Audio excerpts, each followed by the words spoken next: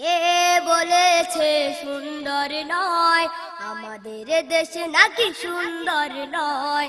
কে বলেছে সুন্দর নয় আমাদের দেশ নাকি সুন্দর নয়? কে বলেছে সুন্দর নয় আমাদের দেশ নাকি সুন্দর নয়? আমাদের দেশ নাকি সুন্দর নয়? সে কি কখনো গেছে রাঙা মাটি? হাজার পাহাড় যে থাকারু কাজে ঘেরা পাবে না কেউ তার কোনো ত্রুটি। সে কি القرآن على جبل لرأيته خاشعا متصدعا من خشية الله وتلك الأمثال نضربها للناس لعلهم يتفكرون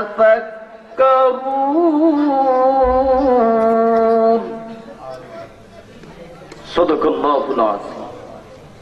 وجاء في الحديث الشريف عن عمر بن الخطاب رضي الله تعالى عنه قال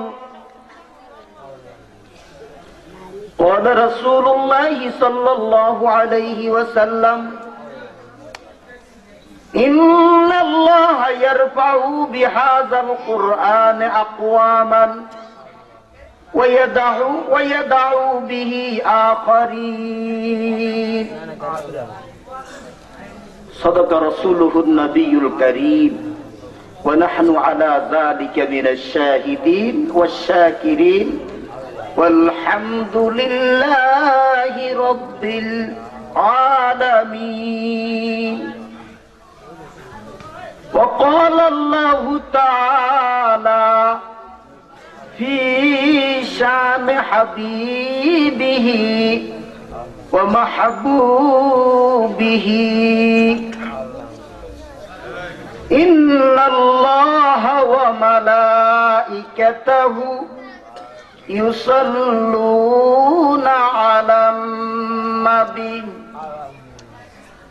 يا أيها الذين آمنوا صلوا عليه وسلموا تسليما اللهم سيدنا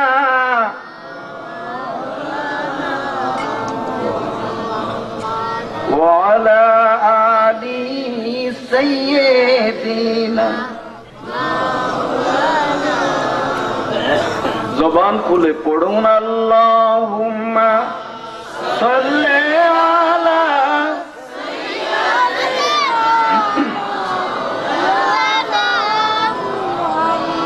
ওয়ালা আলি সাইয়্যিদিনা বালাগাল উলা বিকামালিহি كشف الدجى بجماله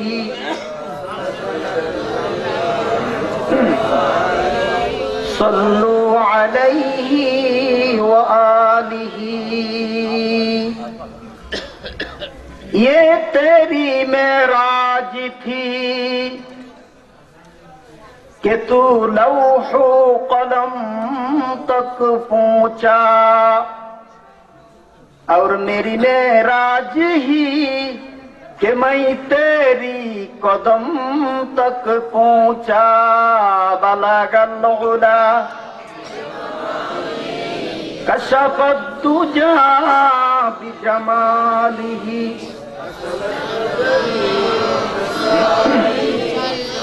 सल्लु अलैहि व आलिहि ला इलाहा इल्लल्लाह ला इलाहा इल्लल्लाह ला इलाहा इल्लल्लाह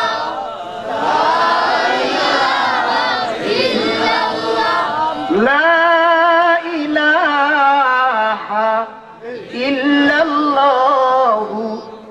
মুহাম্মাদুর রাসূলুল্লাহ সাল্লাল্লাহু আলাইহি ওয়াসাল্লাম। আল্লাহুম্মা আমিন। ربنا ظلمنا أنفسنا وإن لم تغفر لنا وترحمنا لنكونن من الخاسرين। রব্বুল আলামিন এই গভীর রাতে কুমিল্লা জেলার 14 গ্রাম উপজেলার দুর্গাপুর গ্রামে তোমার কতগুলা বান্দা এই খোলা আকাশের নিচে কনকনে শীতকে উপেক্ষা করে তোমার কোরআন শোনার জন্য বসে আছে। মেহেরবানি করে কিয়ামতের দিন, মুসিবতের দিন এই বসাটুকুন উসিলা করে আমাদের সকলকে তুমি মাফ করে দিও রব্বুল আলামিন। আমরা জীবনে কত গুনাহ করলাম, গুনাহ করতে করতে আমাদের জীবনটা বরবাদ করে দিয়েছি। এই মুহূর্তে যদি মালাকুল মউত আজরাইলকে পাঠাও, আমাদের মতন গুনাহগার পাপীদের উপায় থাকবে না। আল্লাহ কোরআনের মাহফিলে বড় আশা করে কোরআনুল কারীমকে সামনে করে তোমার দরবারে ফরিয়াদ জানাই, মেহেরবানি করে আমাদের জীবনের গুনাহগুলো মাফ করে দাও রব্বুল আলামিন। আমাদের মাতা পিতার তুমি মাফ করে দাও। আমাদের মাতা পিতা যাদের অন্ধকার কবরে, আমাদের মাতা পিতার কবরটাকে জান্নাতের টুকরায় পরিণত করে দাও। আমাদের মাতা পিতা, দাদা দাদি, নানা নানি, শ্বশুর শাশুড়ি, এমনকি অনেকের স্ত্রী পরিবার পরিজন, অনেকের কলিজার টুকরা সন্তান সন্ততি অন্ধকার কবরে চলে গেছে, সকলের কবরে সওয়াব পৌঁছিয়ে দাও আল্লাহ। এলাকার মাটির নিচে তোমার যত বান্দা বান্দি শুয়ে আছে সকলকে তুমি মাফ করে দাও রব্বুল আলামিন। যেই দেশের জমিনে তোমার কোরআনের মাহফিল হয়, ওই দেশের জমিনে তুমি কেমনে আযাব দিবা আল্লাহ। আজকের মাহফিলকে তুমি কবুল করে নাও আল্লাহ। এলাকার যে সকল ভাইরা এখনো মাহফিলে আসতে পারে নাই, সকলকে মাহফিলে আসার তৌফিক দিয়ে দাও আয় আল্লাহ। আমরা যারা এসেছি আমাদের সকলকে আখিরি মুনাজাত পর্যন্ত থেকে তোমার কোরআনের আলোচনা শুনে সেই অনুযায়ী জীবন যাপন করার তৌফিক দিয়ে দাও। তাম পৃথিবীর মুসলমানদেরকে তুমি মাফ করে দাও আল্লাহ। আমাদের এই প্রিয় মাতৃভূমি বাংলাদেশ, এই বাংলাদেশকে কবুল করো আল্লাহ। এই দেশ পীর ওলিউল্লাহদের দেশ, আলেম ওলামাদের দেশ আল্লাহ, মসজিদ মাদ্রাসার দেশ আল্লাহ। এই দেশটাকে তুমি হেফাজত করো আল্লাহ, এই দেশটাকে তুমি হেফাজত করো। দ্বীন ইসলামের জন্য আল্লাহ তুমি কবুল করো। ওয়াজআল আখিরা কালিমাতিনা ইনদাল মাউত লা ইলাহা ইল্লাল্লাহ মুহাম্মাদুর রাসূলুল্লাহ সাল্লাল্লাহু আলাইহি ওয়াসাল্লাম। মুআজ্জাজ মুহতারামি, আজকে এই কুমিল্লা জেলার 14 গ্রাম উপজেলার দুর্গাপুর যুব সমাজের উদ্যোগে পঞ্চম বার্ষিক তাফসিরুল কোরআন মাহফিলের সম্মানিত সভাপতি, আমার পূর্বে যিনি আলোচনা করেছেন বিশিষ্ট ইসলামী চিন্তাবিদ সৈয়দ রাশিদুল হাসান জাহাঙ্গীর সাহেব, মাওলানা মোহাম্মদ মহিউদ্দিন সাহেব সহ অন্যান্য আমার উস্তাদ তুল্য হযরত উলামায়ে কেরাম, আমার পিতার সমবয়সী মুরব্বিয়ান ইজাম, যুবক তরুণ ভাইয়েরা, ছোট ছোট মাসুম বাচ্চারা, পর্দার অন্তরালের আমার সম্মানিতা শ্রদ্ধেয়া মা ও বোনেরা, আমরা আল্লাহ পাকের দরবারে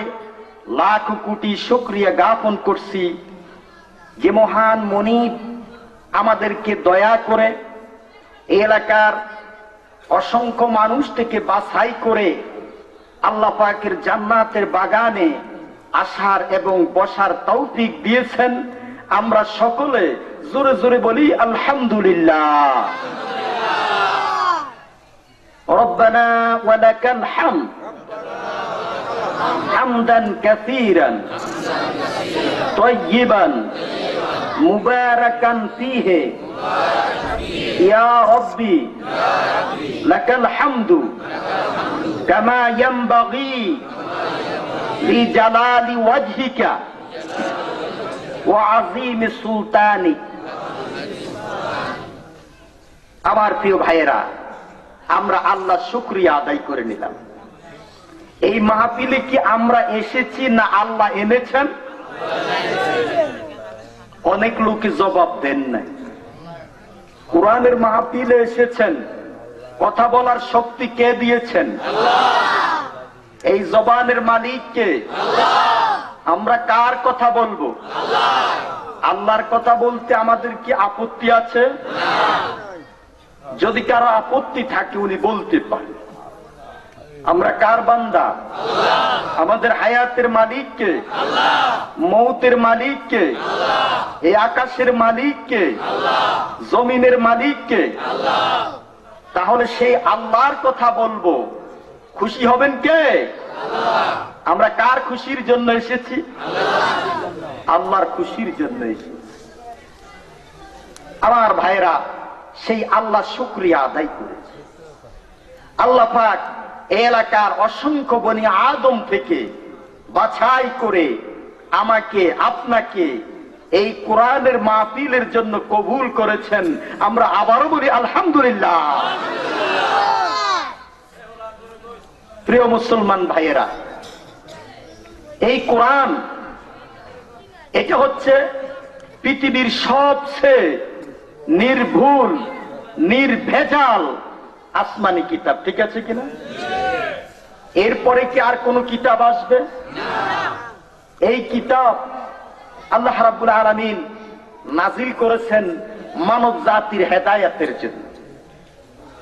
এই কোরআন কি কোন দলের কোরআন? আপনারা অনেকে জবাব দিচ্ছেন না। আপনারা কি রাগ করেছেন? আমি আপনাদের মেহমান, এদিকে কথা বলবেন না। কোরআনের মাহফিল,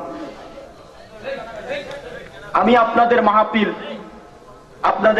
আপনাদের মেহমান, আপনাদের এলাকার কৃতি সন্তান, আমার অত্যন্ত আপনজন, আমার আত্মার আত্মীয় প্রফেসর আজিজ ভাই অনেক দিন থেকে যোগাযোগ করে আজকের মাহফিলে আসতে পেরে আমিও আল্লাহ পাকের দরবারে শুকরিয়া আদায় করেছি। তো আল্লাহ পাক, আমি আপনাদের মেহমান, আল্লাহর হাবিব মুহাম্মদুর রাসূলুল্লাহ বলেন সাল্লাল্লাহু। মুহাম্মদুর রাসূলুল্লাহর নাম শুনলে কি পড়তে হবে? সাল্লাল্লাহু আলাইহি ওয়াসাল্লাম। আল্লাহর হাবিব ফরমান, মান কানা ইউমিনু বিল্লাহি ওয়াল ইয়াউমিল আখির ফালিয়ুকরিম দাইফাহা। আল্লাহর হাবিব ফরমান, তোমাদের মধ্যে যেই ব্যক্তি আল্লাহর প্রতি ঈমান এনেছে, আখিরাতের প্রতি ঈমান এনেছে, সে যেন মেহমানকে সম্মান করে। এই আপনারা কি আমারে সম্মান করবেন নাকি আমারে তালাক দিয়ে চলে যাবেন? ইনশাআল্লাহ আমি বেশিক্ষণ আলোচনা করব না।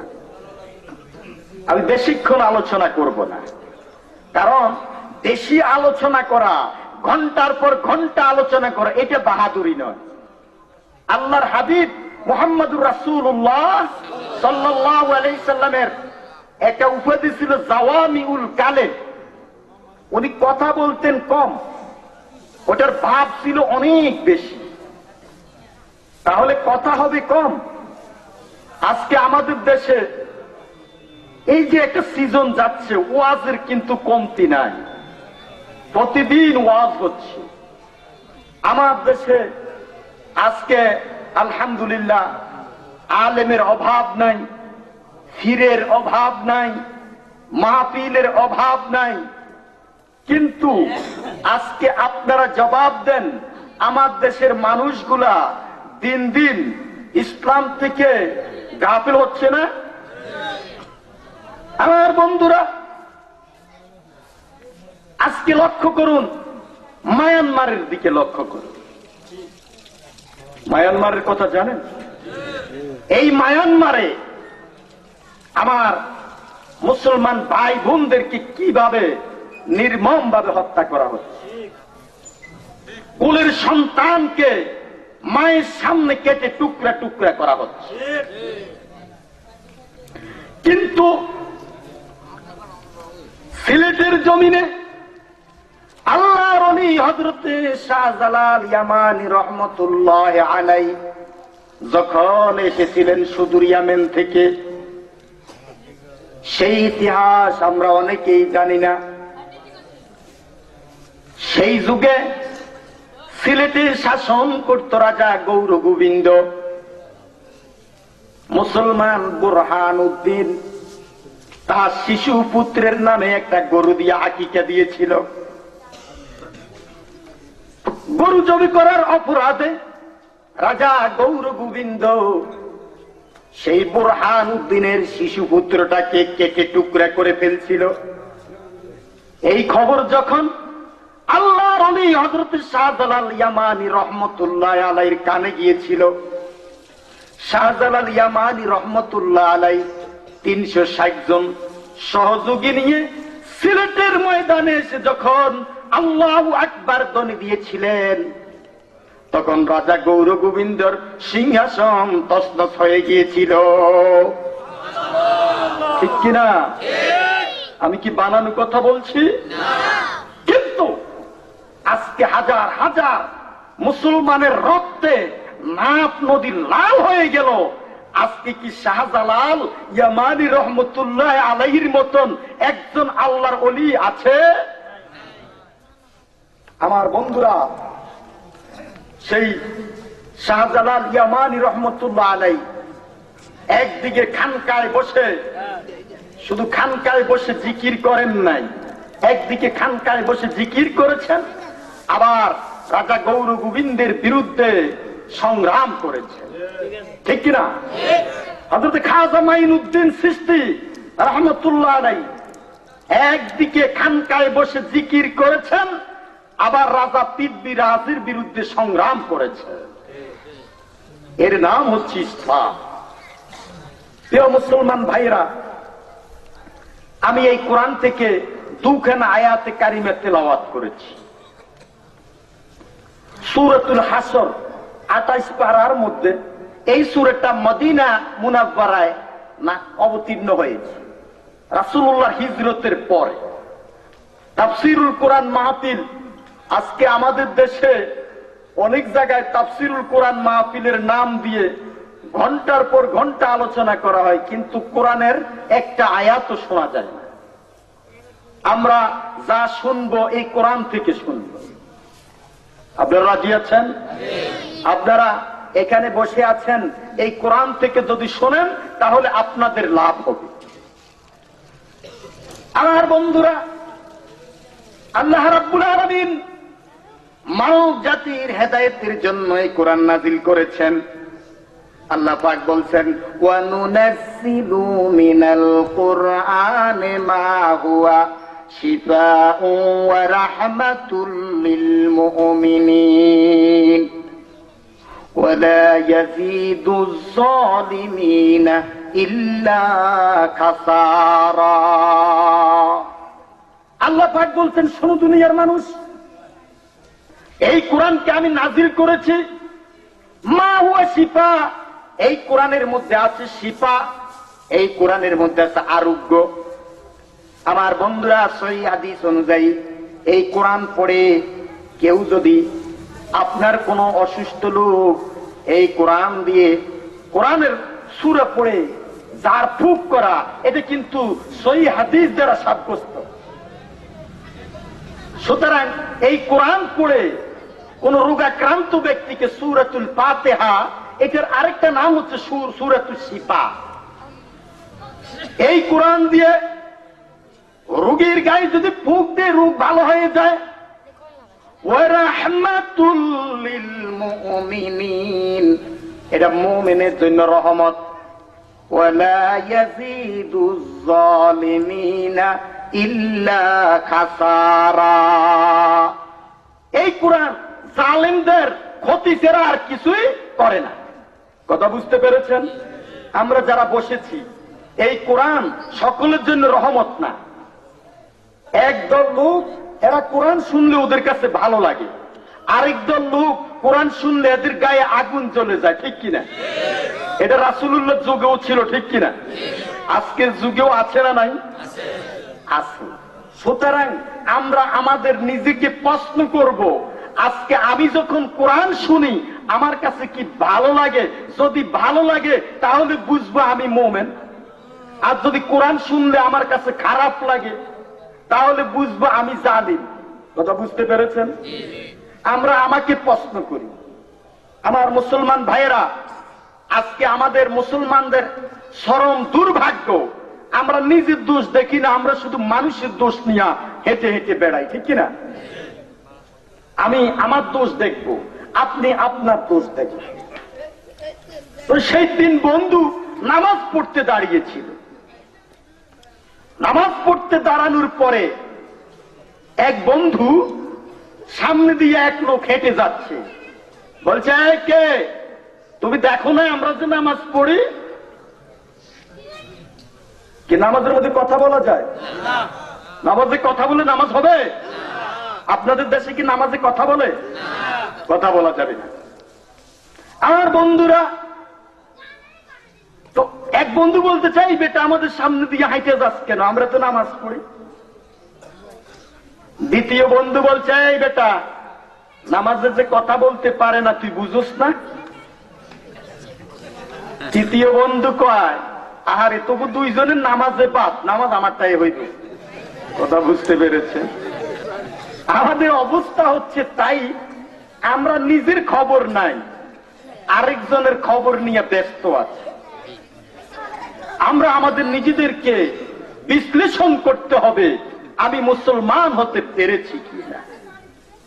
আমার বন্ধু, আল্লাহ রাব্বুল আলামিনের কালাম থেকে বলছি, আল্লাহ পাক বলছেন, লা ইয়াস্তাউই আসহাবুন নারি ওয়া আসহাবুল জান্নাহ।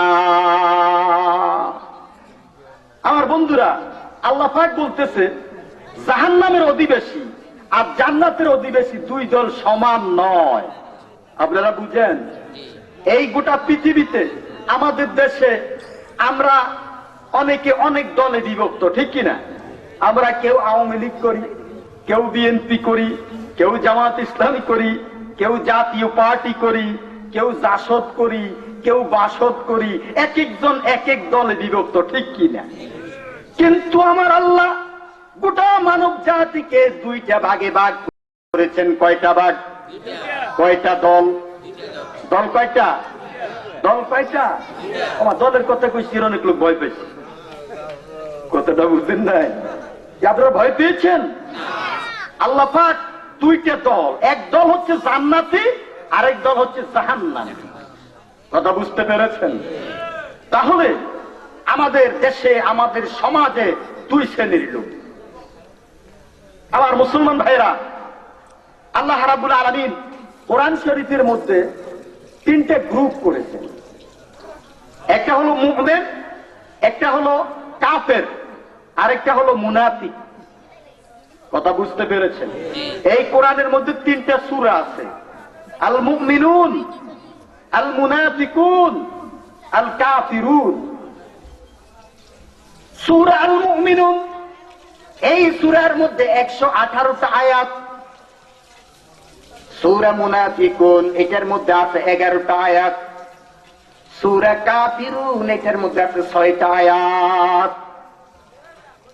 আমার মুসলমান ভাইয়েরা, এখন আসুন, এই মুমিন যারা, ওরা যাবে জান্নাতে, আমি সংক্ষেপে বলতেছি। কাফের তারা কোথায় যাবে? জাহান্নামে। কাফের চিনেন আপনারা? কাফের কারা? যেমন আমার দেশে হিন্দু, বৌদ্ধ, খ্রিস্টান, শিখ এই যারা আছে ওরা কি আপনারা কাফের চিনেন না? ওরা কি কাফের? এই কাফেররা যাবে জাহান্নামে, মুমিন যাবে জান্নাতে। এরপরে এক শ্রেণীর লোক মুনাফিকুন, মুনাফিক চিনেন? এই মুনাফিক লোকগুলা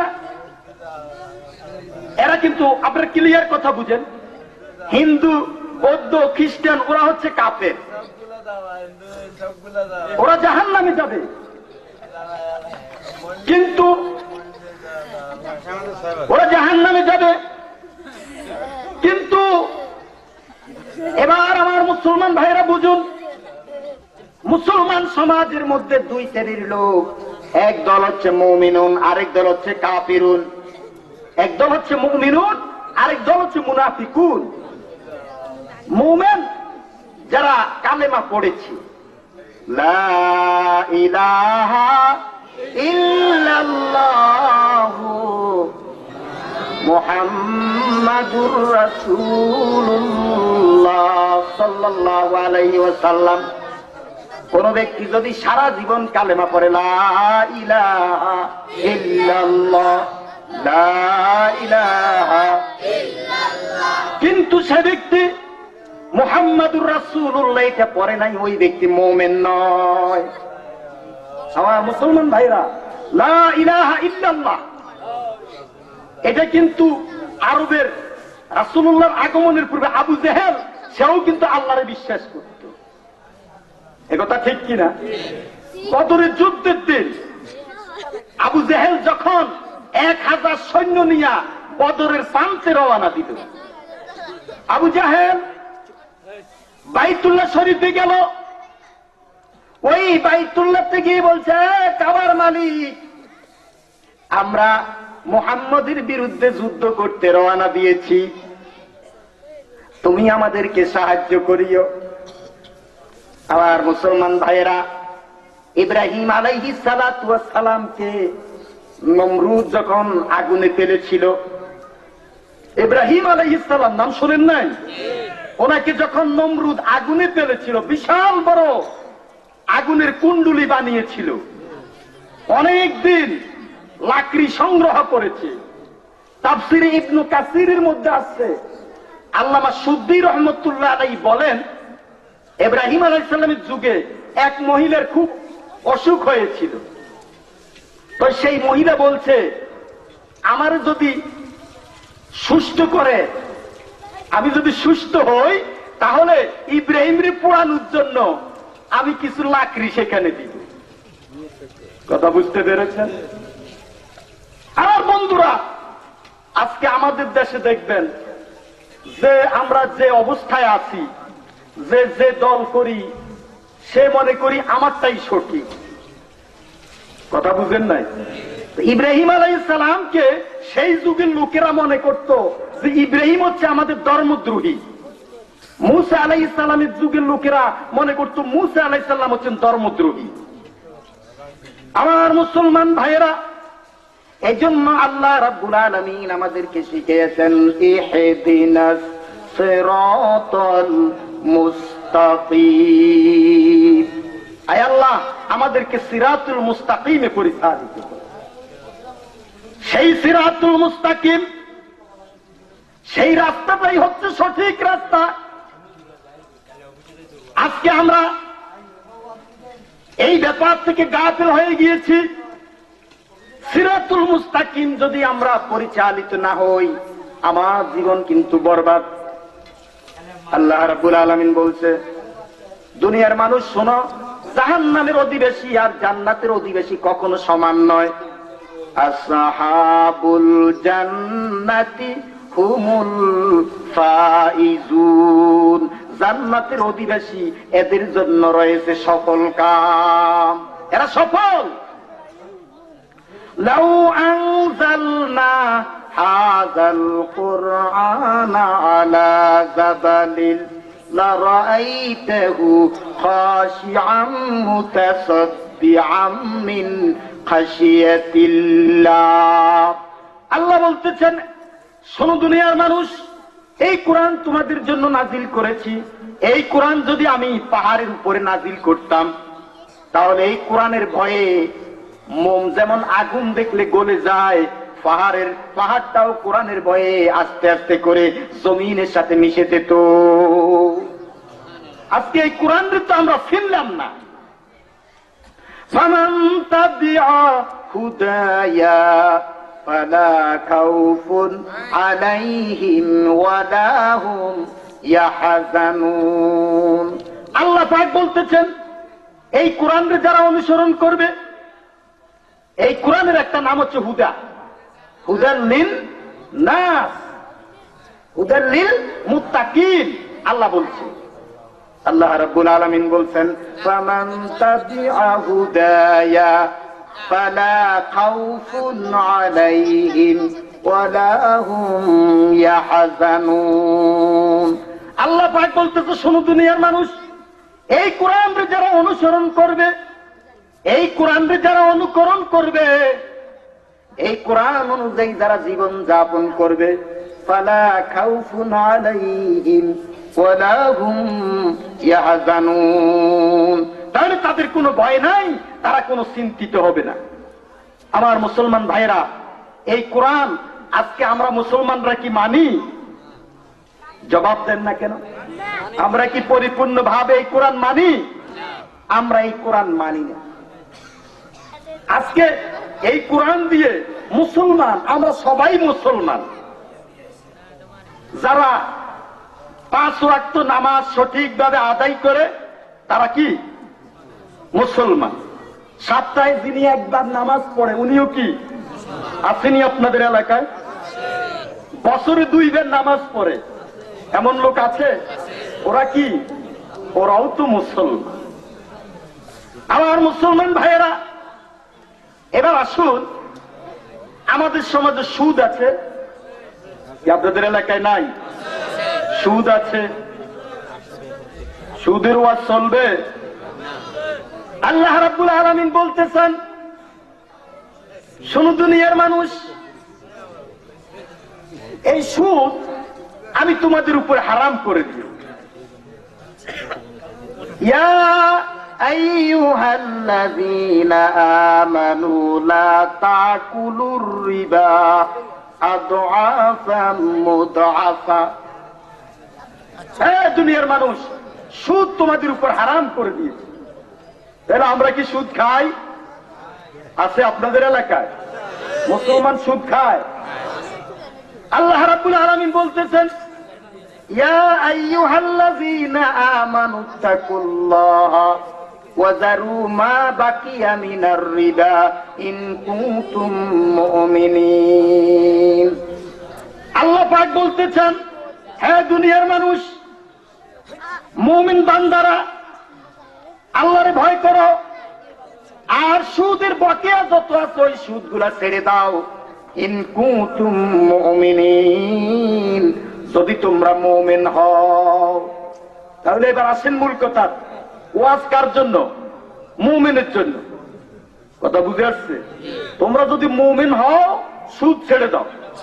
মুমিন না হলে খাও, সমস্যা নাই। এজন্য আমি মাঝে মাঝে বলি, এক লোক গরিব মানুষ, তার মন চায় একটু গরু গোশত খাবে। অনেক কষ্ট করে বাজারে গিয়ে 1 কেজি গরুর গোশত কিনেছে। কত টাকা? কত টাকা? কি আপনাদের এলাকায় গরুর গোশত 1 কেজি কত? 450 টাকা। গরিব মানুষ 1 কেজি গোশত কিনেছে 450 টাকা দিয়ে। তো সেই গরিব, গোশত রান্না করতে তো মশলা লাগবে, তাই না? মশলা লাগে না? তো মশলা তো এখন সে কি করলো, দোকানে গিয়ে আপনার গরু গোশতের মশলা 1 প্যাকেট কিনলো, অনেকক্ষণ রাঁধুনি মশলা 1 প্যাকেট কিনলো, কিনে সে পকেটে করে রওনা দিল। মশলাটা তার পকেটে, গোশতটা তার হাতে। এই কথা বলছি। প্রতিমধ্যে ওই ব্যক্তির ফসরাদের ব্যাগ হলো, সেই লোকটা রাস্তায় এক পাশে গোস্তটা রেখে ওই ব্যক্তি আরেক পাশে প্রস্রাব করতে বসলো। ওদিকে এক কুকুর, সে বুঝলো যে যাক সুযোগ একটা পাইছে, কুকুর এসে ওই গোস্তটা নিয়ে দৌড়াচ্ছে। যেই মুহূর্তে গোস্ত নিয়ে দৌড়াচ্ছে, লোকটা প্রস্রাব শেষ করে উঠে দেখলো হায় হায় গরুর গোস্ত নিয়ে কুকুর চলে যাচ্ছে। এবার এই লোকটা একটু তাকিয়ে রইলো, দেখলো যে গোস্তটা নিয়ে কুকুর কিন্তু আর বসে নাই, কুকুর দৌড়াচ্ছে। এই লোক গরু ওই কুকুরের পিছনে আর দৌড়ে না, এই লোকে কয় কুকুর গোস্ত নিয়ে লাভ নেই, মশলা কিন্তু আমার কাছে রইয়া গেছে। কথা বুঝবেন নাই? ওই লোকের থিওরি হইলো যে গোস্ত নিবে খাইবে কি দিয়া। এখন কুকুরের কি মশলা লাগে ভাই? কুকুরের মশলা লাগে? তৈল লাগে? লাগে না। মশলা লাগে কার জন্য? মানুষের জন্য। ওয়াজ কার জন্য? মুমিনের জন্য। যারা মুমিন তাদের জন্য ওয়াজ। একটু আগে বলছিলাম এই কোরআন আল্লাহর হাবিব সাল্লাল্লাহু আলাইহি সাল্লাম তেলাওয়াত করেছেন। সেই কোরআন শুনে আবু বকরের ঈমান বৃদ্ধি পেয়েছে, ওমরের ঈমান বৃদ্ধি পেয়েছে, সাহাবায়ে কেরাম সোনার মানুষে পরিণত হয়েছে। আবার এই কোরআন শুনে আবু জেহেল কট্টর কাফের হয়ে গেছে, ঠিক কিনা? রাসূলুল্লাহর জবান থেকে কোরআন শুনেছে আবু জাহেল, আবু লাহাব, উতবা, সাইবা, রবিয়া, এরা কিন্তু রাসূলের জবান থেকে এই কোরআন শুনেছে। কিন্তু এই কোরআন শুনে তাদের কোনো লাভ হয় নাই। আপনি সারা রাত কোরআন শুনবেন, হেদায়েতের মালিককে, হেদায়েতের মালিককে। আমরা যারা এসেছি আমরা আল্লাহর কাছে দোয়া করি, আল্লাহ আমাদেরকে হেদায়েতের সন্ধান দিন, আমাদেরকে সিরাতুল মুস্তাকিমে পরিচালিত করুন। আমরা সকলে বলি আল্লাহুম্মা আমিন। আমার মুসলমান ভাইরা, আমার দেশে সবাই মুসলমান। এখন কোরআন দিয়ে যদি গবেষণা করি, মুসলমান খুঁজে পাওয়া মুসিবত, কঠিন। আমার মুসলমান ভাইরা, এই কোরআন দিয়ে যদি আমরা ব্যাখ্যা করি, বিশ্লেষণ করি, আল্লাহ রাসূলের সাহাবায়ে কেরাম যেই মুসলমান ছিলেন, আমরা কি সেই রকম হতে পেরেছি? আমরা হতে পেরেছি? আমাদের যুব সমাজ এই মাহফিলের আয়োজন করেছে, যুব সমাজ। আজকে আমাদের যুবকদের অবস্থা খারাপ, কথা বুঝেন নাই? কি ভুল বলেছি? আজকে আমাদের যুবকদের অবস্থা খারাপ। আমার যুবক ভাইয়েরা, আল্লাহ রাসূল সাল্লাল্লাহু আলাইহি সাল্লাম দ্বীন ইসলামের যখন দাওয়াত দিয়েছেন, যুবক ছেলেরাই রাসূলুল্লাহর সহযোগিতা করেছে। আবার তায়েফের ময়দানে যখন আল্লাহর নবী গিয়েছিলেন, বুখারী শরীফে হাদিস আছে, আল্লাহর হাবিব সাল্লাল্লাহু আলাইহি সাল্লাম তায়েফের ময়দানে যখন গেলেন, এই যুবক ছেলেরাই আমার নবীর উপরে পাথর মেরেছিল বৃষ্টির মতো। আমার বন্ধুরা, আল্লাহর হাবিব সাল্লাল্লাহু আলাইহি সাল্লাম যেদিন মদিনাতে তাশরীফ আনলেন, মদিনার যুবকরা রাসূল করিম সাল্লাল্লাহু আলাইহি সাল্লামকে অভ্যর্থনা জানিয়ে স্বাগতম জানিয়ে এগিয়ে নিয়েছিল। আমার নবীজি মদিনায় রওনা দিলেন। যে মদিনার যুবকদেরকে দেখে আমার নবী চোখের পানি পড়তেছে। যুবকরা নবীজিকে এগিয়ে নিল। তালাআল বাদরু আলাইনা মিন সানিয়াতিল বিদা ওয়াজাবা শুকরু আলাইনা মা দাআ লিল্লাহি দা। আমার নবী চোখের পানি পড়তেছে। মদিনার লোকেরা বলছে, ইয়া রাসূলুল্লাহ, আপনি কেন চোখের পানি ছেড়ে কাঁদতেছেন? জন্মস্থানের কথা মনে পড়লো নাকি? আল্লাহর হাবিব বলছে, না না, জন্মস্থানের কথা মনে পড়ে নাই। আমি মদিনার যুবকদেরকে দেখে আমার মনে পড়ে গেল তায়েফের যুবকদের কথা, আমার মনে পড়ে গেল মক্কার দুষ্ট যুবকদের কথা। তায়েফের যুবকরা আমারে এত মারা মেরেছে, মারতে মারতে আমারে বেহুশ করে ফেলেছে। আমার বন্ধুরা, আমার নবীজি বলছেন, আমি মদিনার যুবকদেরকে দেখে আমি ভাবলাম না জানি তারাও আমাকে মারার জন্য রেডি হয়েছে। মদিনার যুবকরা বলছে, ইয়া রাসূলুল্লাহ, আমরা মক্কার বেয়াদব যুবক নই, তায়েফের অসভ্য যুবক নই, আমরা হচ্ছি মদিনার যুবক। আল্লাহর হাবিব সাল্লাল্লাহু আলাইহি ওয়াসাল্লাম, আমরা মদিনার যুবকরা ওয়াদা দিলাম, আমরা মদিনার যুবকরা থাকতে আপনি নবীর উপরে কোন অত্যাচার হবে আমরা কোনদিন সহ্য করব না। তাহলে যুবক ভাইরা, আজকের মাহফিলে আমি দেখছি অনেক যুবক ভাইয়েরা, এই যুবকদেরকে ওয়াদা দিতে হবে, তোমাদেরকে মদিনার যুবকদের মতন হতে হবে। কি পারবে না? আজকে এই যুবকরা হচ্ছে আমাদের সম্পদ, এই যুবকরা আমাদের কলিজার টুকরা, এই যুবকরা এরা হচ্ছে সাহসী যুবক, এই যুবকরা এরাই পারে সমুদ্রের ঢেউকে উল্টার দিকে ঠেলে দিতে, ঠিক কিনা? 1971 সালে এই দেশ যখন স্বাধীন হয়েছে তখন কিন্তু যুবকরাই দেশটাকে স্বাধীন করেছে, ঠিক কিনা? বুড়েরা বলছে, রে বাবারে পারবো না, আমরা পাকিস্তানিরা যে দুর্দর্শ, ওদের সাথে আমরা পারবো না। বুড়েরা কয় দরকার নাই, যুবকরা বলছে না, আমরা যুদ্ধ করব। 9 মাসে দেশ স্বাধীন করেছে এই যুবকরাই, ঠিক না? আমার বন্ধুরা, এই যুবকরা সব পারে, কিন্তু আজকে এক শ্রেণীর ইবলিস শয়তান আমাদের এই যুবকদেরকে ধ্বংস করার জন্য উঠে পড়ে লেগেছে। আমার বন্ধু, আল্লাহর হাবিব সাল্লাল্লাহু আলাইহি সাল্লাম ফরমান, কিয়ামতের দিন, মুসিবতের দিন, সাবাতুন ইউজিল্লুহুম ফি জিল্লিল্লাহ। কিয়ামতের দিন যেদিন মাথার উপরে সূর্য আসবে,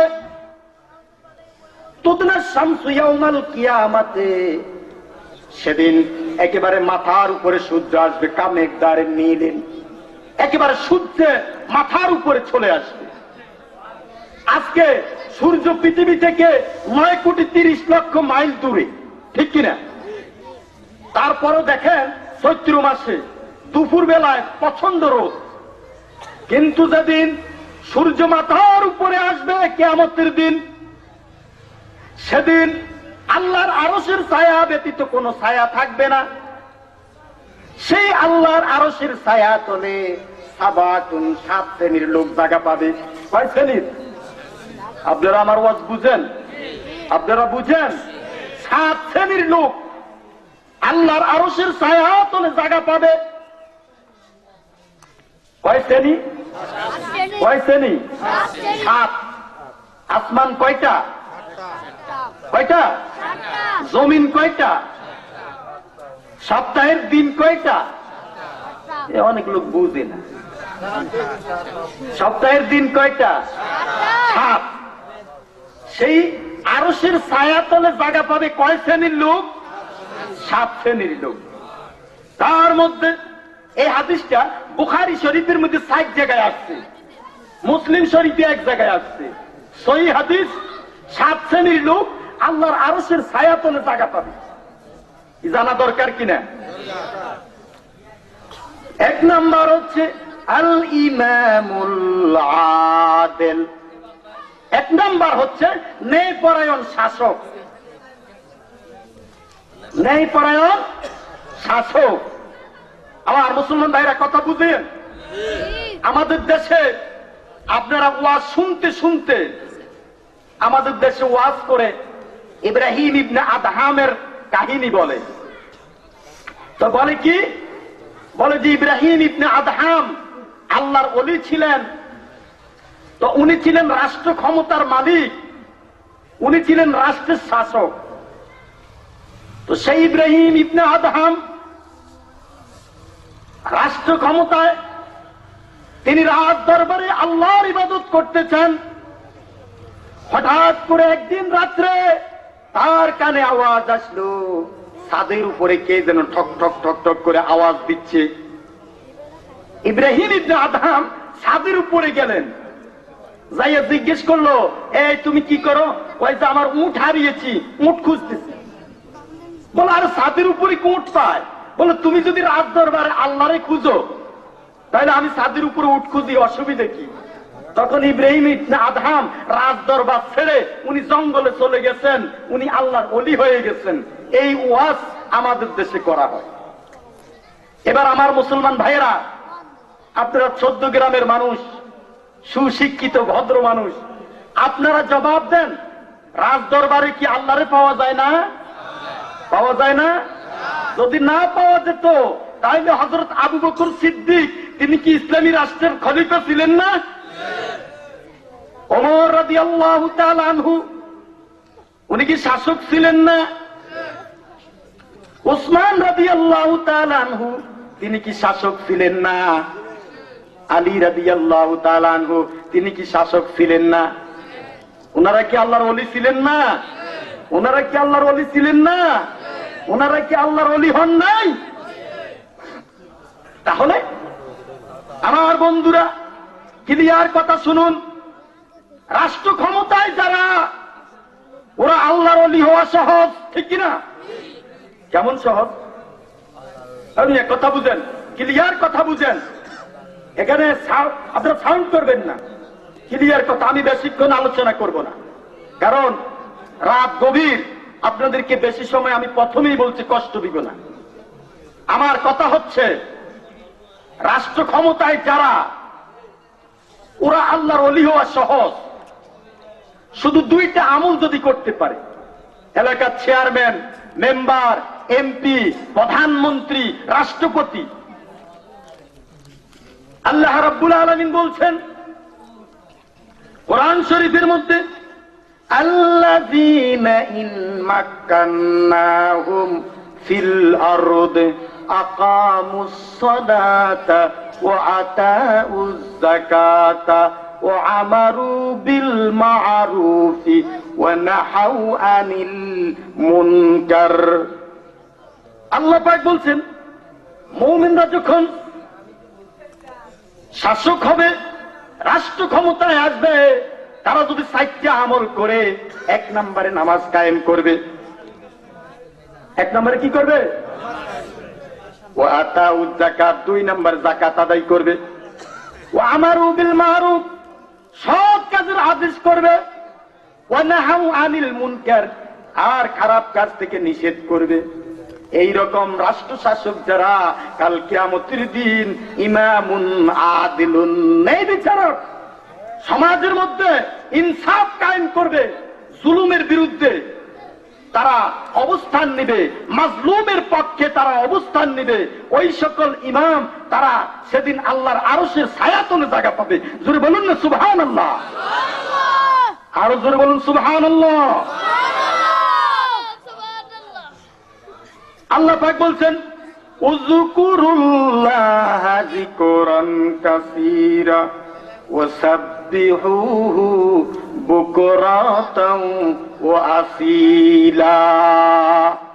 আল্লাহ পাক বলতেছে, উযকুরুল্লাহা যিকরান কাসীর, আমার জিকির বেশি বেশি করে করো। কার জিকির করব? কার জিকির করব? আল্লাহ।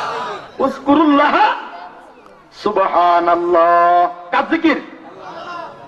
কথা বলেন নাকি? আলহামদুলিল্লাহ কার জিকির? আল্লাহু আকবার কার জিকির? বিসমিল্লাহ কার জিকির? আউযু বিল্লাহ কার জিকির? আল্লাহর জিকির। সবগুলো আল্লাহর জিকির। মুমিন বান্দা সব সময় আল্লাহর জিকির করবে। বিপদে পড়ছে, কি করবে? বিপদে পড়ছে, আলহামদুলিল্লাহ কি পড়বে? আলহামদুলিল্লাহ কি পড়বে? বিপদে পড়ছে কি পড়বে? বলেন সুবহানাল্লাহ ওয়ালহামদুলিল্লাহ। লা ইলাহা ইল্লাল্লাহ সুবহানাল্লাহ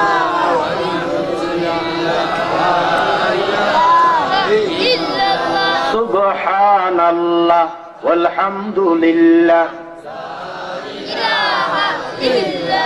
আমার মুসলমান ভাইয়েরা, বিপদ আসলে পড়বো আলহামদুলিল্লাহ। আলহামদুলিল্লাহ পড়লে উদ্ধার করবে কে? বিপদ দিয়েছে কে? আমরা তো কিছু মুসলমান আছি, বিপদে পড়লে কই খাইছে রে, আল্লাহ বুঝি খালি আমারই দেখে। এত নামাজ পড়ি, এরপর আল্লাহ খালি আমারই বিপদ দেয়। আমার বন্ধু, সহিহ হাদিসের মধ্যে আছে, আল্লাহর হাবিব ফরমান, মাইয়ুরিদিল্লাহা খাইরান ইউসিব মিনহু।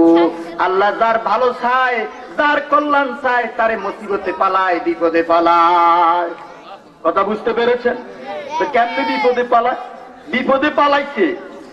এখন আপনি বুঝবেন এই বিপদের পরে আমার জন্য সুখ অপেক্ষা করতেছে। এক লোক জাহাজে করে রওনা দিয়েছে নদী পথে, তো পথিমধ্যে তার জাহাজ ডুবে গেছে। কোন রকম সাঁতরাইয়া বদ্বীপ এলাকায়, বদ্বীপ বুঝেন, নদীর মাঝখানে একটু জায়গা আছে, স্থল ভাগ, সেখানে গিয়ে উঠছে। উঠে দেখলো সেই জায়গার মধ্যে কেউ নাই। তখন লোকটা সেখানে আশেপাশে কারোরে দেয় না, ওখানেই বসবাস করতেছে। ওখানে ছোট করে একটা ঘর দিয়েছে, আর জঙ্গলের ফলমূল খেয়ে লোকটা কোন রকম বেঁচে আছে। একদিন ওই লোকটা একটু বাহিরে গেল, এসে দেখে তার ঘরের মধ্যে আগুন লেগে ঘরটা জ্বলে গেছে। লোকটা বলছে, আল্লাহ আমারে বুঝি আরো বিপদে ফেললা। এই বদ্বীপ এলাকায়, নির্জন এলাকায় একা একা ঘুরতেছি, এখন যে দেখি আমার ঘরের মধ্যে আগুন দিয়ে ঘরটাও জ্বালাইয়া দিলা। তারপরও লোকটা বলছে আলহামদুলিল্লাহ। কি বলতেছে? কারণ আলহামদুলিল্লাহ না বলে কোনো উপায় আছে? কিছুক্ষণ পরে দেখলো একটা জাহাজ এসে সাইরেন বাজাচ্ছে। এখন এই লোকটা এগিয়ে গেল, তখন ওই জাহাজের ক্যাপ্টেন বলতেছে, ভাই তুমি যখন আগুন জ্বালিয়ে দিয়েছ, আমরা দূরের থেকে আগুনের ধোঁয়া দেখে বুঝতে পারছি এই এলাকায় কোনো মানুষ আছে। তাহলে দেখছেন, যদি ঘরের মধ্যে আগুন না লাগতো, ওই লোকের কি উদ্ধার করতো? তাহলে ঘরে আগুন লাগছে, এটা কি তার জন্য রহমত না গজব? তার জন্য রহমত না গজব? আমরা তো বিপদে পড়লে আমরা কই খাইছে, আল্লাহ তো আমার শেষ করেছে। বিপদে পড়লে কি পড়বো? কি পড়বো? আলহামদুলিল্লাহ। মুসিবতে পড়লে কি পড়বো? আলহামদুলিল্লাহ। আমার বন্ধুরা, ইব্রাহিম আলাইহিস সালাম যেই যুগে পৃথিবীতে আগমন করেছেন, আমার যুবক ভাইয়েরা, যুবকদের উদ্দেশ্যে বলতেছিলাম, ইব্রাহিমও তোমার মতন তাকওয়ার যুবক ছিল। ইব্রাহিম যেই যুগে পৃথিবীতে তাশরীফ এনেছে, সেই যুগে আল্লাহরে আল্লাহ বলার মতন কেউ ছিল না, ঠিক কিনা? ইব্রাহিম তাওহীদের প্রতি ঈমান আনছে, মূর্তি পূজার বিরুদ্ধে ইব্রাহিম একা সংগ্রাম শুরু করেছে। ইব্রাহিম তার পিতাকে বলছে, ও আব্বা, এই মূর্তির কেন পূজা করো? এই মূর্তি তো মানুষের কোনো উপকার করতে পারে না। দেখছেন নি আপনারা, আপনাদের এলাকায় হিন্দু আছে, দুর্গা পূজা করে তো দেখছেন, 10 হাত মূর্তি একটা, এটার সামনে কলা সন্দেশ কত কিছু রাখে দিছে, 10টা হাত আছে, একটা দিয়েও খেতে পারে না। দেখছেন? ইব্রাহিম বলছে, কেন তোমরা আর ইবাদত করো? সে তো নিজেরই কোনো উপকার করতে পারে না, তার ইবাদত কেন করো? যেদিন ওদের মূর্তিগুলা ভেঙ্গে চুরমার করেছিল, ইব্রাহিম বলা বলি করতে লাগলো, সামিতু ফাতান ইউকালু ইব্রাহিম। সামিনা ফাতান সূরা আম্বিয়ার মধ্যে আছে, আমরা শুনছি এক যুবক, এই যুবকের নাম হচ্ছে ইব্রাহিম, সে আমাদের মূর্তির বিরুদ্ধে বলে। তাহলে ইব্রাহিম কি ছিল?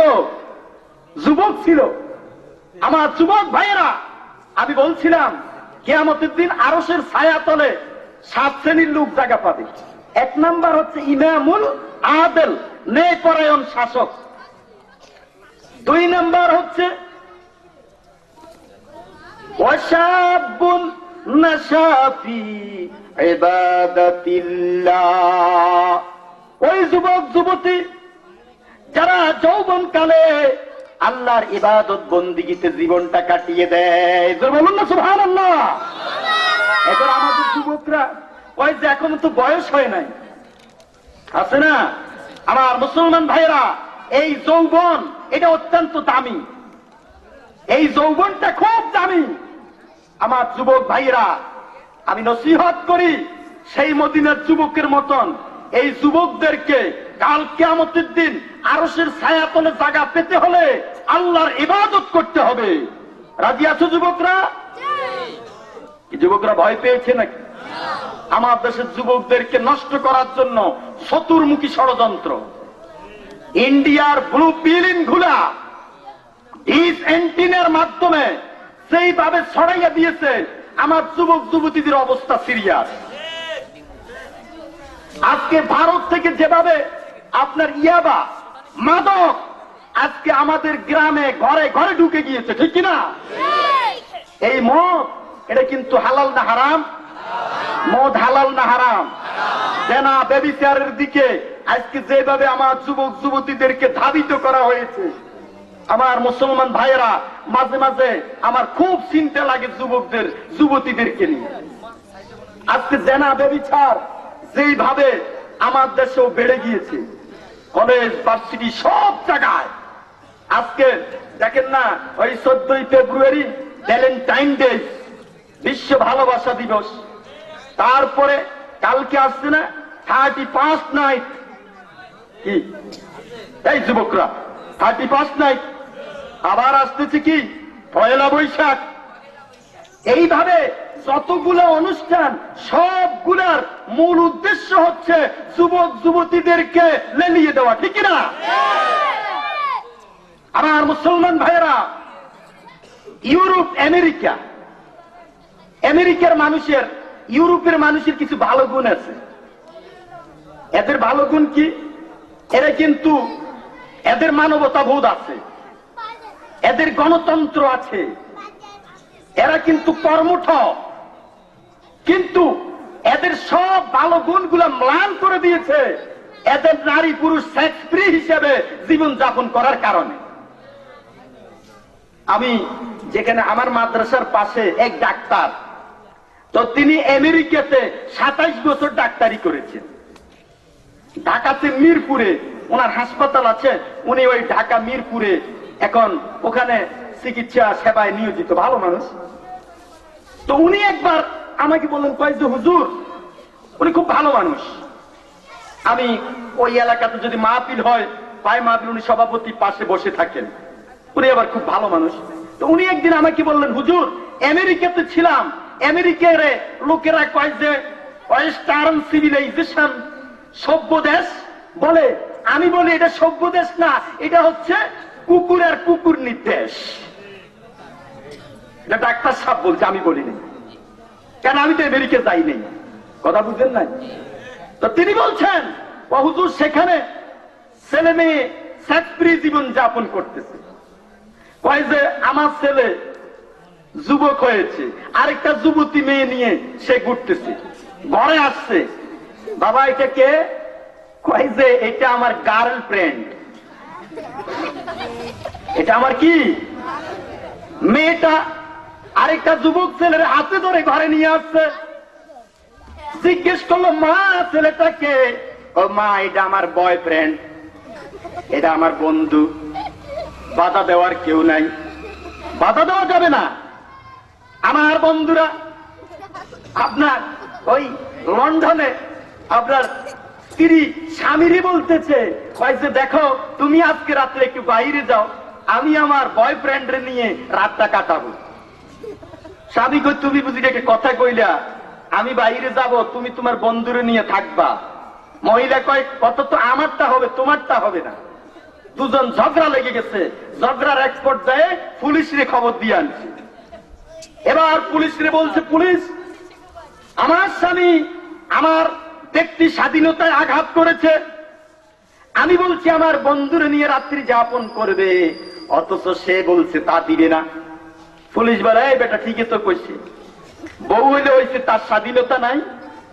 আমার বন্ধুরা, ইউরোপের মানুষগুলা, মহিলারা একেবারে উলঙ্গ হইয়া চলে, কয় কি নারী স্বাধীনতা, ওরা কয় নারী স্বাধীনতা। তো ইউরোপে দেখেন, আমেরিকাতে আপনারা দেখবেন, আমি দেখলাম ওই মহিলারা শর্ট প্যান্ট পরে, দেখছেন আপনারা, শর্ট প্যান্ট পরে দেখছেন।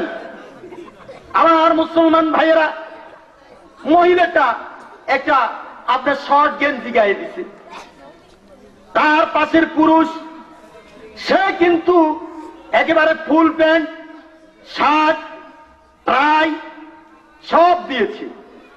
তো আমি বলি, এই মহিলাটা পর্দা করে না, নারী স্বাধীন, তাহলে পুরুষটা কি পরাধীন নাকি? পুরুষদের কি স্বাধীনতা নাই? হ্যাঁ, আপনারা বুঝেন নাই কথা, পুরুষদের কি স্বাধীনতা নাই? তা আমি বলছিলাম, ওই আমেরিকা, ইউরোপ, ওদের সব ভালো গুণ ম্লান হয়ে গেছে এই সেক্স ফ্রি জীবন যাপন করার কারণে। আমেরিকার মধ্যে 1970 সালে সেখানে 80% লোক বিয়ে করত, 2000 সালে আসিয়া 50% লোক বিয়ে করছে, আর 2016 সালে আসিয়া ওরা মাত্র 30% লোক বিয়ে করতেছে। আর বাকিরা বললো যে বিয়ে শাদী কইরা ওগুলো ঝামেলা, ওগুলো করার কি দরকার আছে?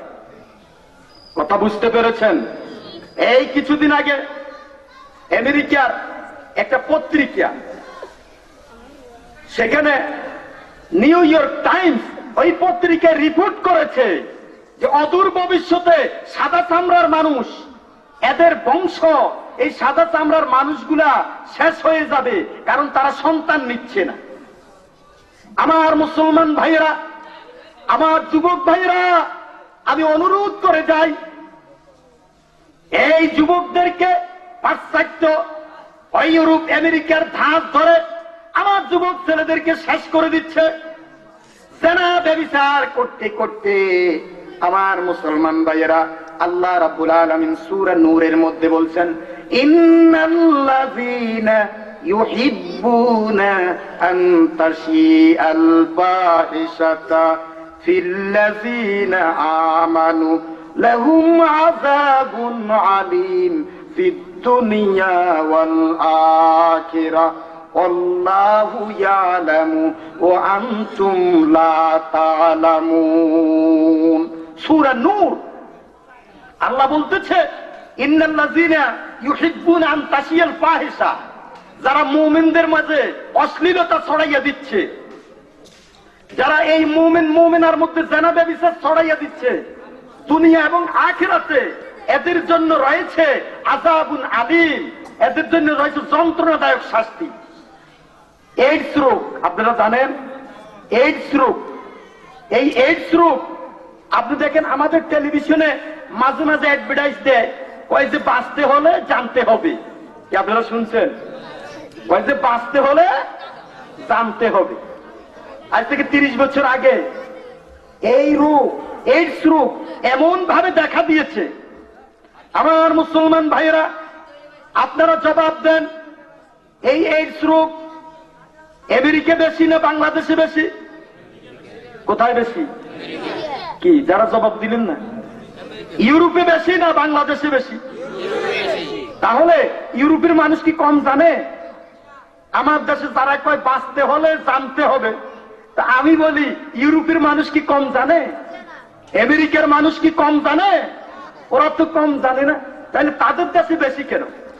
আমার মুসলমান ভাইয়েরা, আল্লাহরে হাজির নাজির করে বলি, এখনো ইউরোপ আমেরিকার তুলনায় বাংলাদেশের জিনা ব্যভিচার কম, ঠিক কিনা? কম কিনা? আমাদের দেশে এখনো ধর্মীয় অনুভূতি আছে, এখনো এই গভীর রাতে অসংখ্য আল্লাহর বান্দা বসে বসে কোরআন শুনতেছি। এই কোরআন শোনার কারণে এদেশে হক্কানি আলেম ওলামাদের এখনো কথাবার্তার কারণে এখনো এদেশে জিনা ব্যভিচার কম হচ্ছে, ঠিক কিনা? এই জিনা ব্যভিচার যেখানে বেশি সেখানে এইডস। আমি একবার পত্রিকায় দেখলাম, থাইল্যান্ডের এক লোক আমেরিকাতে থাকে, কোথায় থাকে? সেই লোকের এইডস হয়েছে, তো বাড়িতে তার মারে বলছে, মা আমি দেশে চলে আসবো। বলছে কেন আসবা? বলছে মা আমার এইডস হয়েছে। তো মা বলছে বাবা তুমি দেশে আইসো না, তুমি আমেরিকাতে থাকো। কেন মা, কেন আমি আমেরিকাতে থাকবো? মা বলছে দেখো বাবা, তুমি যদি দেশে আসো তাহলে আমাদের কাজের মেয়েটার এইডস হবে, কাজের মেয়েটার যদি এইডস হয় তাহলে তোমার বাবার এইডস হবে, আর তোমার বাবার এইডস হলে আমার হবে, আর আমার এইডস হলে তোমার ছোট কাকার হবে, তোমার কাকার এইডস হলে তারপরে তোমার শাশির হবে, তোমার শাশির যদি হয় গ্রামের যুবক ছেলে সবগুলোর হবে। কথা বুঝতে পেরেছেন ভাইয়েরা? জ্ঞানী লোকরা ইশারায় বুঝবে। তার কারণ হচ্ছে যেই দেশে অবাধ মেলামেশা করতেছে, যেই দেশে জানা ব্যবস্থা দেদারসে চলতেছে, ওই দেশে আল্লাহর গজব হিসাবে এই এইডস রোগ আসছে। আমার মুসলমান ভাইয়েরা, যতদিন এদেশে ইসলামী অনুশাসন থাকবে, ওয়াজ থাকবে, মাহফিল থাকবে, কোরআনের আলোচনা থাকবে, অতদিন এদেশে এইডস আসবে না। আমার যুবক ভাইদেরকে অনুরোধ করি, তোমরা আমার কলিজার টুকরা, তোমরা এই জেনাবে বিচারের কাছেও যাইও না। আল্লাহ পাক বলতেছেন ওয়ালা তাকরাবুজ জিনা ইন্নাহু কানা ফাহিশা, তোমরা জেনাবে বিচারের কাছেও যেও না। তার কারণ কি? এই জেনাবে বিচারের কাছে যদি যাও কি হবে? আমার যুবক ভাইয়েরা, একজন যুবক ভাই উনি যদি বন্ধু বান্ধবের প্যারেডে পড়ে, খ্রিস্টানরা শুকরের মাংস খায়, কি খায়? আমরা মুসলমানরা খাই, আমরা মুসলমানরা খাই। আপনাদের এলাকায় খান? শুকরের মাংস খাওয়া কি হারাম? আমার মুসলমান ভাইয়েরা, আমরা তো খাই, কিছু খাই, শুকরের মাংস খাই না, এর চাইতে মারাত্মক জিনিস খাই। যৌতুক, যৌতুক খাই আমরা, খাইনি আমরা? আপনাদের এলাকায় আছে যৌতুকের ওয়াজ? এবার কই বাহারে আজিজ ভাই আর হুজুর পায় নাই, কি হুজুর আনছে? সুদের ওয়াজ করে, যৌতুকের ওয়াজ করে, জেনার ওয়াজ করে, হুজুর আর ওয়াজ পায় না? কয় হুজুরে কি দেওয়া, দাওয়াত দেওয়ার কি দরকার আছে? আমার মুসলমান ভাইয়েরা, আমার ভাই বলছে যৌতুকের ওয়াজ উনি করছে, তো আমি বলি ভাই আমি একটু কথা এর সাথে অ্যাড করি। আমার ভাই ওয়াজ করছে, আমি তো শুনি নাই, তো আমি এর সাথে একটু অ্যাড করি। সেই কথাটা হচ্ছে, আপনাদের দেশে একজন গরিব লোকের মেয়ের বিয়া, ঠেলাওয়ালা রিক্সাওয়ালা ঘুরে ঘুরে গ্রামের মধ্যে পয়সা কালেকশন করে, কয়েকদিন মেয়ে বিয়ে দিব, 1 লক্ষ টাকা যৌতুক দিতে হবে। আচ্ছা আমার ভাইরা, আমি একটু কথা বলি, সেটা হচ্ছে গ্রামের কোন গরিব মানুষ মেয়ের বিয়া, এখন যদি মেয়ের বাপ মেহমানদেরকে খানা টানা খাদ্য খাওয়াইলো, মেহমান আসছে, খাওয়ানোর পরে বলছে ও মেহমানরা একটা কথা বলি, আমি গরিব মানুষ, রিক্সাওয়ালা, 450 টাকা গোস্ত কিনতে পারি নাই, আমার বাড়ির মধ্যে একটা কুকুর ছিল, ওই কুকুরটা জবে করে আপনাদেরকে গোস্ত গুলা খাওয়াইছি। এটা মানবে তারা? এবার গ্রামের মধ্যে আসবে, আপনাদের দুর্গাপুর গ্রামের মানুষ, আপনারা কি কুকুর খান? আপনারাও সবাই লাফাই যাবেন, রিক্সাওয়ালার বিচার তো সবাই করতে যায়, তাই না? গরিবের বিচার সবাই করতে যায়, ঠিক না? বড় লোকের ছেলে অন্যায় করলে কেউ তারে কাছেও যায় না, কয় মাতিও না, সেই যার পাবে তারে খাইব। কথা বুঝে আসছে? আর রিক্সাওয়ালার ছেলে অন্যায় করলে সবাই যায় তারে ধরে, চল বেটা। আর মুসলমান ভাইয়েরা, আল্লাহর হাবিব মুহাম্মদুর রাসূলুল্লাহ সাল্লাল্লাহু আলাইহি ওয়াসাল্লাম ইসলামের প্রাথমিক যুগে একজন মহিলা চুরি করছে, সেই মহিলাটার নাম ছিল ফাতেমা বনু মাকজুমি গোত্রের মহিলা। ওই মহিলা চুরি করছে, চুরি করার পরে আল্লাহর হাবিব কোরআন কবর দেশে নায়করা সালমান শাহ মরে গেছে, এখনো সালমান শাহ ছবি, সালমান শাহর ভক্ত। আমার বন্ধুরা, এই সালমান শাহ ছবি যদি সব সিনেমা হলে চলে, সালমান শাহর কোনো লাভ হবে? বুঝেন না যুবক ভাইরা? সালমান শাহ ছবি চললে কোনো লাভ হবে? যেদিন আমি মরে যাব, আমার এই মাহফিল যদি লোকেরা শোনে, আমার কবরে সওয়াব যেতেই থাকবে। এই জন্য বিয়ের মধ্যে ভিডিও করা হচ্ছে। এলাকার মা বোনদেরকে বলবো, ও মায়েরা, ও বোনেরা, সাবধান সাবধান। আমার মায়েরা, আমার বোনেরা, বড়াই করো না, অহংকার করো না। হযরতে খাজা মাইনুদ্দিন চিশতি আজমিরি রহমতুল্লাহ আলাইহি দেখলেন যে সেই যুগে একজন লোক একটা সুন্দরী বউ পাইয়া খুব অহংকার করতেছে। তো খাজা মাইনুদ্দিন বলছে, এই বেটা, কিসের অহংকার করস? এটা কি একটা সুন্দরী হইল? ওইটা যদি 10 দিন ব্রাশ না করে, এটার কিনে দিত দুর্গন্ধেও যাওয়া যাবে না, ঠিক কিনা? যত সুন্দরী হোক, 10 দিন যদি ব্রাশ না করে, দাঁত না মাজে, বুঝলেন তো ভাই, 10 দিন যদি দাঁত না মাজে, মুখের দুর্গন্ধে কাছে কি মুখ নেওয়া যাবে? ও কিসের অহংকার করে? আজকে যদি মারা যাও, আমার মায়েরা, আমার বোনেরা, সৌন্দর্যের বড়াই করো না। আজকে যদি মারা যাও, 24 ঘন্টার ভিতরে লোকেরা তোমার দাফন করার জন্য প্রতিযোগিতায় নেমে যাবে। কখন জানি তারে দাফন করো, এনি টাইম লাশের মধ্যে পছন্দ ধরে যাবে, ঠিক না? আমার মুসলমান বোনেরা, আমার মায়েরা, খবরদার খবরদার, এই সৌন্দর্যের বড়াই করো না। আজকে যদি ইন্তেকাল করো, গায়ে হলুদ অনুষ্ঠানে গেলা, তোমার এই শরীর ভিডিও করলো, যেদিন তুমি থাকবা না, এই ভিডিও গুলা মানুষ দেখবে। সেদিন প্রতিনিয়ত তোমার কবরের মধ্যে গুনার একটা ভাগ যেতেই থাকবে, ঠিক না? আসুন ভাইরা, যে কিছু কথা বলেছি, আল্লাহ আমাদের সকলকে আমল করার তৌফিক দিন।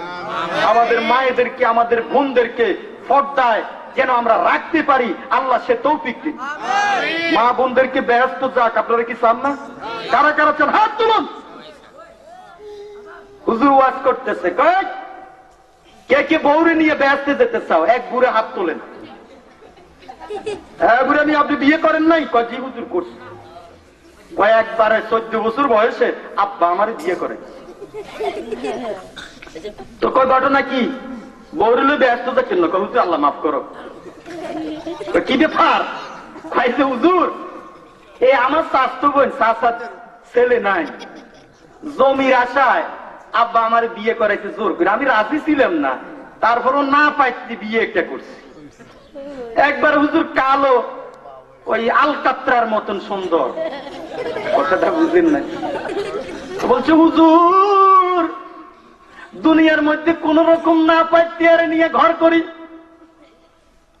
আমি জান্নাতে আর এটা নিয়ে যাইতে চাই না। আছে না এরকম? আমার বন্ধুরা, জান্নাতে যেদিন যাবে, কোন কালো মানুষ জান্নাতে যাবে না, কোন বুড়ো মানুষ জান্নাতে যাবে না। সব কালো মানুষরে আল্লাহ সুন্দর করে দিবেন, সব বুড়াদেরকে আল্লাহ যুবক বানাইয়া দিবেন, সব বুড়াদেরকে আল্লাহ যুবক বানাইয়া দিবেন। এজন্য আমরা আমাদের স্ত্রীদেরকে, আমাদের মায়েদেরকে, আমাদের বোনদেরকে নিয়ে আমরা জান্নাতে যেতে চাই। তাহলে বাড়িতে গিয়ে ওয়াজগুলো করবো তো সবাই? করবো তো সবাই? রাজি আছেন? আমি ঘরে যাই আগে ওয়াজ করবেন, তবে ওয়াজ সার্থক হবে। আল্লাহ রাসূল আগে খাদিজার কাছে যাইয়া দিনের দাওয়াত। কথা বুঝেন নাই? আমরা দিমু কেমনে? আমরা তো বউর লোকে ভালো আচরণ করি না। কথা বুঝেন নাই? বউ তো আমার কথা শুনলে বউয়ে আপনার স্যার পাখায়। কথাটা বুঝেন না? অনেক ভদ্রলোক আছে, বউর সাথে ভালো আচরণ করে না। খবরদার খবরদার, আল্লাহর হাবিব বলছে, খাইরুকুম লি আহলি, তোমাদের মধ্যে সে উত্তম যে তার বউর কাছে উত্তম। বউ যদি কয় না উনি ভালো, তাইলে বুঝছেন ভালো মানুষ। আর বাইরে তো অনেক লোক লম্বা লম্বা কথা কয়, ঘরে বউ কয় এতে নিজের বিচার নাই, মানুষের বিচার করে। কথাটা বুঝেন না? আর ঘরের কীর্তি যদি মানুষের শুনতো, নিজের মানুষের বিচার করে, নিজের বিচার নাই। কথা বুঝছে না? বহুত ভদ্রলোক আছে, বউয়ের কথা শুনলেও কি খুব ভয় পায়। এইটা মানুষ হলো নাকি? বউ তারা মানুষও কয় না। যাক, আসুন আমরা আমাদের বৌদির কাছে ভালো হবো। রাজি আছেন সবাই? সবাই বৌদির সাথে ভালো ব্যবহার করবেন, বউয়ের সাথে ভালো আচরণ করবেন। কথাটা বুঝেন নাই? আল্লাহ আমাদের সকলকে তৌফিক দিন। একটু জিকির করুন, লা ইলাহা ইল্লাল্লাহ, লা ইলাহা ইল্লাল্লাহ, লা ইলাহা ইল্লাল্লাহ, ইল্লাল্লাহ, লা ইলাহা ইল্লাল্লাহ, লা ইলাহা। এখন মুনাজাত হবে, আমাদের আলোচনা শেষ, আখিরি মুনাজাত। আমার ভাইরা, আপনারা অনেকক্ষণ যথেষ্ট ধৈর্য সহকারে কোরআনের আওয়াজ শুনেছেন। আপনারা জানেন আমি আসলে এই ময়দানে ছিলাম না। আমার শ্বশুর হযরত মাওলানা হাফিজ ওমর ফারুক হেলালি সাহেব, আপনারা নাম শোনেন না? কোরআনে ছিলেন না? এদেশের মাঠে ময়দানে যিনি ওয়াজ মাহফিল করেছেন, ওনার অনুরোধে আমি এই ময়দানে এসেছি। আল্লাহ পাক যতদিন আমাকে তৌফিক দেন, দ্বীনের কিছু কথা বলার চেষ্টা করি। আল্লাহ যেন আমাকে কবুল করে, সামনে আমিন। এসে তো আপনারা আমার জন্য সকলে দোয়া করবেন। তো আমার শ্বশুর তিনি ইন্তেকাল করেছেন। উনি একটা বই লিখেছেন, খুব সুন্দর একটা বই, এত চমৎকার বই, বিষয়ভিত্তিক প্রশ্ন ও সহি জবাব। আজকে মুসলমানদের ঈমান আকীদা নষ্ট করে দিচ্ছে, মুসলমানদের ঈমান শেষ করে দিচ্ছে। উনি একেবারে কোরআন হাদিস থেকে একেবারে দলিল পৃষ্ঠা নম্বর সহ দিয়া এত সুন্দর করে বইটা লিখেছে, যে কোনো শিক্ষিত লোক বাংলাতে বইটা লিখেছে। এটা পড়লে বুঝতে পারবেন। তো আমি শুধুমাত্র এই বইটা শুধু উনি দ্বীনি খেদমত করেছেন, শুধু ওনার ওই দ্বীনের প্রচারের স্বার্থে এই বইটা খুব ভালো কাগজ দিয়ে ছাপিয়েছি। শুধু আমি ছাপানোর খরচটা মাত্র 30 টাকা হাদিয়া। যদি কেউ পারেন এই বইটা এখানে আছে, নিয়ে যাবেন। আল্লাহ আমাদের সকলকে কবুল করুন, আল্লাহুম্মা আমিন। রব্বানা যালামনা আনফুসানা ওয়া ইল্লাম তাগফির লানা ওয়া তারহামনা লানাকুনান্না মিনাল খাসিরিন। রব্বুল আলামিন, গভীর রজনী, এই কনকনে শীত, মাথার উপর দিয়ে ঘন কুয়াশা বৃষ্টির মতন পড়তেছে। তোমার বান্দাগুলা তোমার কোরআন শোনার জন্য এভাবে এতিমের মতন বসে আছে। তোমার দরবারে দোকানে হাত ফকিরের নেই, কাঙ্গালের নেই বিছিয়ে দিয়েছি। আল্লাহ, কিয়ামতের দিন, মুসিবতের দিন এই বান্দাদেরকে তুমি জাহান্নামে দিও না। ও মাবুদ, দুনিয়ার জান্নাতের বাগানে বসে আছো, কাল কিয়ামতের দিন নবীজির সাথী করে আমাদেরকে জান্নাতে পৌঁছাইয়া দিও। রব্বুল আলামিন, এই মাহফিলের আয়োজন যারা করেছে, যারা টাকা পয়সা বুদ্ধি পরামর্শ দিয়ে সহযোগিতা করেছে, কিয়ামতের দিন, মুসিবতের দিন এই মাহফিল সকলের জন্য নাজাতের ব্যবস্থা করে দিও। রব্বুল আলামিন, এই মাহফিল কিয়ামত পর্যন্ত তুমি চালু রাখিও। আল্লাহ, এই মাহফিলের উসিলায় এই দেশবাসীকে তুমি হেদায়েত করে দিও। এই মাহফিলের শুরু থেকে এ পর্যন্ত যা কিছু ভুল ভ্রান্তি হয়েছে তুমি মাফ করে দাও। সওয়াব যেগুলো হয়েছে ওই সওয়াব গুলা লক্ষ কোটি গুণে বাড়াইয়া সর্বপ্রথম তোমার বন্ধু জনাব মুহাম্মদুর রাসূলুল্লাহ সাল্লাল্লাহু আলাইহি সাল্লামের রওজা মুবারকে পৌঁছিয়ে দাও। তাম পৃথিবীর মাটির নিচে যত মুমিন মুমিনাত শুয়ে আছে সমস্তের আরওয়াহের হাত দিয়ে পৌঁছিয়ে দাও। রব্বুল আলামিন, আমরা যারা হাত তুলেছি, আমাদের কারো কারো জনম দুঃখিনী মা অন্ধকার কবরে, কারো কারো আব্বা জান অন্ধকার কবরে। আল্লাহ, কেউ কেউ আমরা এমন একটি মাও নাই, বাবাও নাই। আল্লাহ, তোমার যেই বান্দারা এতক্ষণ কোরআনের মাহফিলে বসে আছে, তাদের মাতা পিতা সকলের কবরটার জান্নাতের বাগ বানাইয়া দাও। আল্লাহ এই দেশের মাটির নিচে তুমি আযাব দিও না। আল্লাহ আমাদের সকলকে তুমি মাফ করে দাও।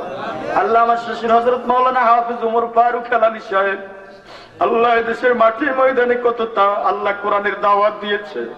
আল্লাহ মেহেরবানি করে ওনার কবরটারে জান্নাতের টুকরায় পরিণত করে দাও রব্বুল আলামিন। এই মাহফিলের উসিলায় সকলকে তুমি মাফ করে দাও। আল্লাহ আমার ভাই জনাব প্রফেসর আজিজ ভাই কত কষ্ট করেছেন, আল্লাহ ওনাকে তুমি কবুল করো। আল্লাহ ওনার পরিবারের উপরে তোমার কাছ রহমত নাযিল করো। আল্লাহ ইমাম সাহেব হুজুর জনাব মাওলানা মহিউদ্দিন ভাই, আল্লাহ ওনার আব্বা একজন বুজুর্গ আলেম ছিলেন, আল্লাহ উনি অসুস্থ, ওনার হায়াতে তৈয়বা দান করো। হায়াত যদি শেষ হয় ঈমানের সহিত মৃত্যু নসিব করিও। আল্লাহ আমরা যতজন হাত তুলেছি, আল্লাহ আমাদের সকলকে দিনদার আল্লাহ ওয়ালা বানাইয়া দাও। আল্লাহ আমাদের সন্তানাদি যা দিয়েছো দিনদার আল্লাহ ওয়ালা বানাইয়া দাও। আল্লাহ আমাদের সন্তানদেরকে ভালোভাবে লেখাপড়া করার তৌফিক দাও। সন্তানদেরকে বংশের বাতি হিসাবে কবুল করো। আল্লাহ অনেকে ছেলে মেয়ে বিদেশে আছে, তাদেরকে বিদেশের বাড়িতে সহিহ সালেম রাখিও। কামাই রুজিতে বরকত দিও, হালাল কামাই করার তৌফিক দিও। আল্লাহ স্কুলটাকে কবুল করো। আল্লাহ এলাকার যত ছাত্র ছাত্রীরা লেখাপড়া করে তাদেরকে কবুল করো। আল্লাহ তাদের জেহান খুলে দাও। আল্লাহ আমার সাথে যারা হাত তুলেছে, যাদের সন্তান নাই, তাদেরকে নেক সন্তান দান করো। আল্লাহ যে সকল ছাত্র ভাইয়েরা সকলকে তুমি কবুল করো। আল্লাহ অনেক পরীক্ষার্থী, তাদেরকে পরীক্ষায় কামিয়াব করো। আল্লাহ সারা পৃথিবীর মুসলমানদেরকে তুমি হেফাজত করো, মুসলমানদেরকে তুমি রক্ষা করো। আল্লাহ মায়ানমারের মুসলমানদেরকে তুমি রক্ষা করো। আল্লাহ মায়ানমারের মুসলমানদেরকে তুমি রক্ষা করো। আল্লাহ আমার এই প্রিয় মাতৃভূমি বাংলাদেশকে তুমি হেফাজত করো। আল্লাহ এই দেশটাকে আল্লাহ সুখী সমৃদ্ধ করো। আল্লাহ এই দেশটাকে তুমি আল্লাহ দ্বীন ইসলামের জন্য কবুল করো। আল্লাহ আমাকে তুমি কবুল করো। আল্লাহ আমাকে সহি সালামতে বাড়িতে পৌঁছে দিও। আল্লাহ আমার ড্রাইভার সাহেবের হায়াত দারাজ করে দিও। আল্লাহ রোডে ঘাটে গাড়ি চালায়, আল্লাহ তার যাবতীয় অ্যাক্সিডেন্ট থেকে হেফাজত করিও। আল্লাহ আমাদের স্ত্রীদেরকে তুমি মাফ করে দাও। আল্লাহ আমাদের স্ত্রীদেরকে তুমি হায়াতে তৈয়বা দান করো। আমাদের মা বাপ যাদের জীবিত হায়াত দারাজ করো। আল্লাহ আমাদের সকলের মনের নেক আশা ভরসা পূরণ করো। আমাদেরকে জালিমি জুলুম শত্রুতামি থেকে হেফাজত করো। আল্লাহুম্মা জিদনা ওয়ালা তানকুসনা ওয়া আকরিমনা ওয়ালা তুহিন্না ওয়া আতিনা ওয়ালা তাহরিমনা ওয়া আসিরনা ওয়ালা তুসির আলাইনা রব্বানা تقبل منا إنك أنت السميع العليم وتب علينا يا مولانا إنك أنت التواب الرحيم واجعل آخر كلمتنا عند الموت لا